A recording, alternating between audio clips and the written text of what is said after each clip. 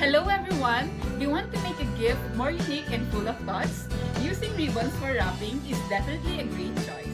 Ribbons not only add elegance and sophistication, but also give each gift its own personal touch. Whether it's a simple bow or a luxurious multi-layered decoration, ribbons can make your gift look especially thoughtful.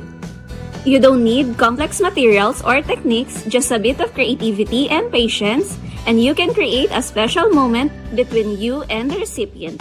Whether it's for a birthday, holiday, or anniversary, a gift wrapped with ribbon will surely show how much you care.